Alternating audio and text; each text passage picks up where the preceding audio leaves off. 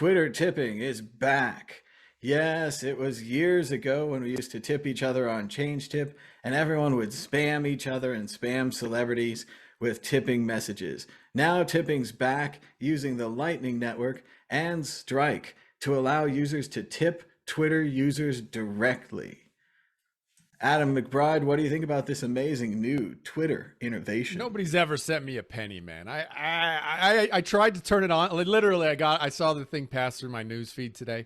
I'm like, oh, cool. Let's turn it on. Let's see how it works. Not for me. I don't know if it's because I'm outside of the U.S. or something. I actually did like log out, try a VPN in the U.S. just to see. Oh, maybe it's a U.S. type of thing. I don't see it on my Twitter. I don't know. Do you guys see it on your Twitters? Well, did you try the iOS app? That's the only one I have. Yeah. All right, you should. It should be in there. You should be able to connect it to I don't Strike. see it. Yeah, no, I don't see Update it. to the latest version of the iOS. I did, bro. Twitter I app. did. You don't think I want tips on Bitcoin on Twitter? I'm all about tips.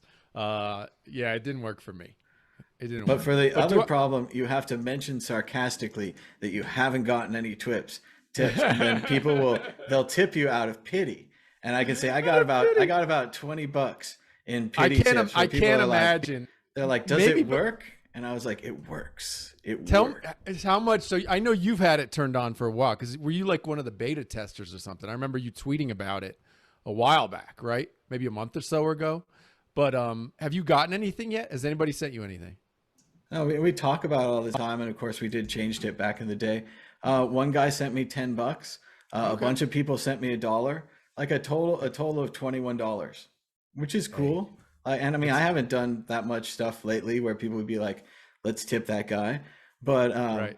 what's unfortunate is just that whole Reservoir Dogs. I wasn't so lucky to have a job that was deemed tip worthy. Like, you don't tip the guy at McDonald's, but he's bringing you food. He's working hard. Society says, no, tip these people over here. Don't tip these people over here. Fucking bullshit. Yeah, I don't know, man. For me, it's like tipping. I mean, I know it's a very Bitcoin crypto type of thing. A lot of early Bitcoiners and stuff talk about tipping and have actually sent me stuff. Hey, I want to send you a tip.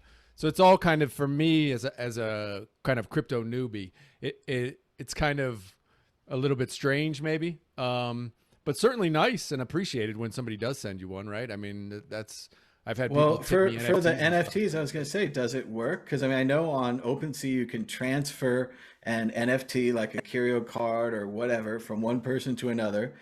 Do you put your address out there? You're like, hey, I'm Yeah. adopting Mooncats or whatever you got. I mean, I don't put it out there, but obviously everybody knows where it is, right? Because people track my wallets and stuff. So yeah, people know my public wallet address and will send me stuff. And we talked earlier with Josh about how he got some of these scam NFTs, and you have to be really careful. Anybody who has it in the NFT, if you have a wallet on OpenSea, people will send you these kind of scam NFTs. If you don't know where that NFT came from, just there's 3 buttons on the top left hand corner of each NFT. Click that button and click hide, because if you actually interact with that in any way, they're built on these contracts that will somehow drain your wallet. I can't even imagine that's possible, but I mean, I know a bunch of people it's happened to, so you have to be really careful on OpenSea. There's also an interesting effect recently when Snoop Dogg was discovered to be this major NFT influencer. And of course, everyone started sending him all of their favorite NFTs or advertisements for their NFTs. So it's a bit like Bitcoin tipping, but a little bit more like, I hope Snoop Dogg mentions my project tipping. Yeah. I mean, that happens to me all the time. People will send me whatever the monkey of the day NFT drop is, hoping that I'll be like, oh my God, I got a monkey NFT, right?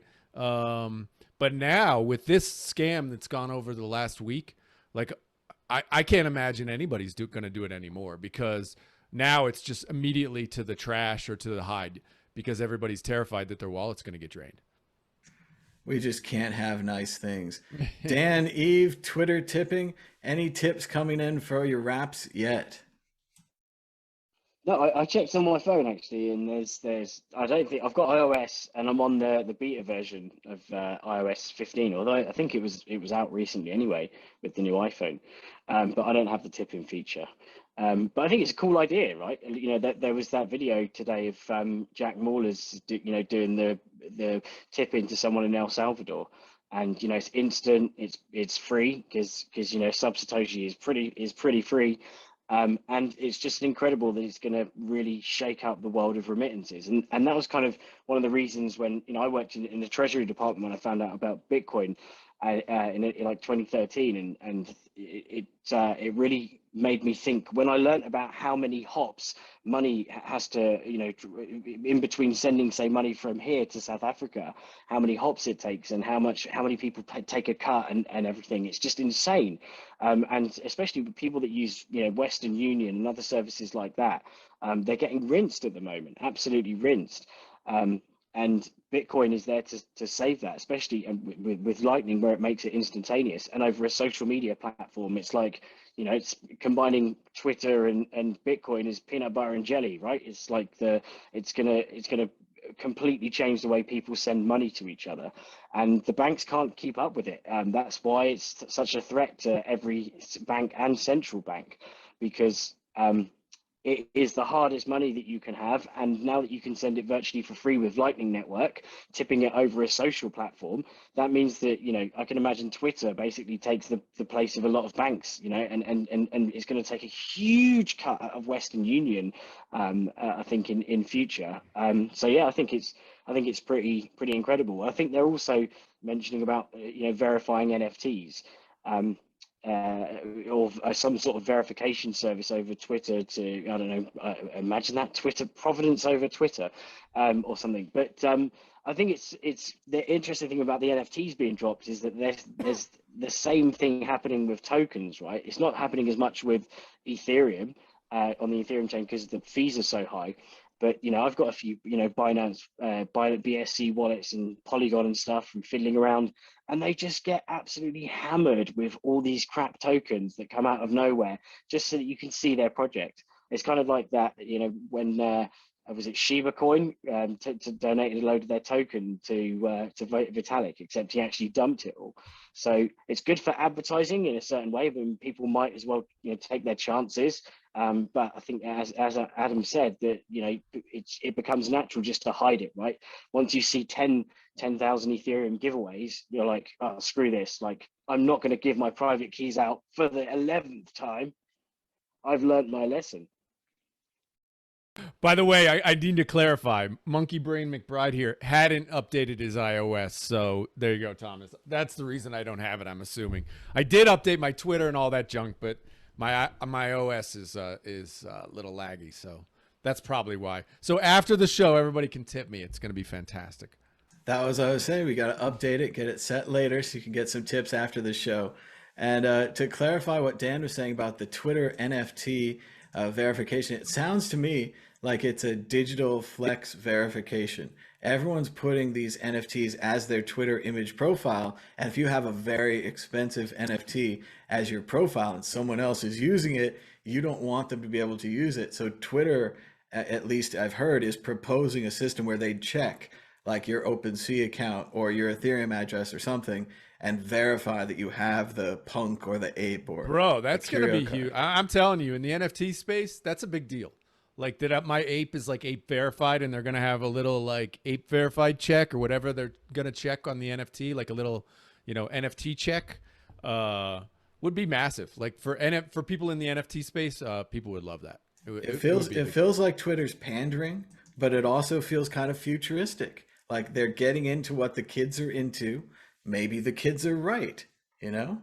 This whole collectible JPEG thing, which everyone always harps on. They're always like, oh, that JPEG, I'll copy and paste it, blah, blah, blah, blah, blah.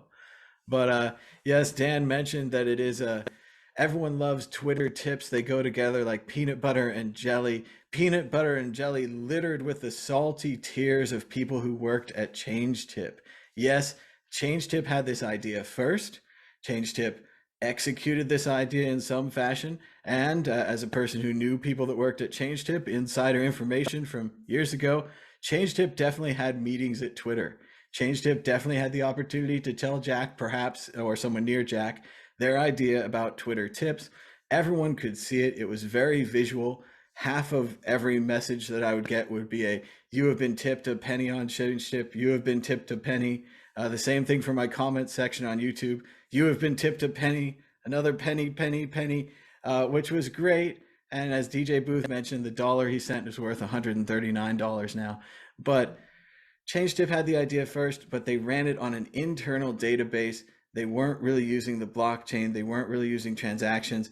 Now Strike might be doing the same thing, but they're kind of connected directly to Twitter, so there's not as much spam. I don't seem to be getting the small messages for $1. If you send me $10, it does seem to send a message on Twitter. Something like that's probably a good idea to have a threshold, right? If they send you $100, I want a message about it, right? But if it's a penny, no thanks.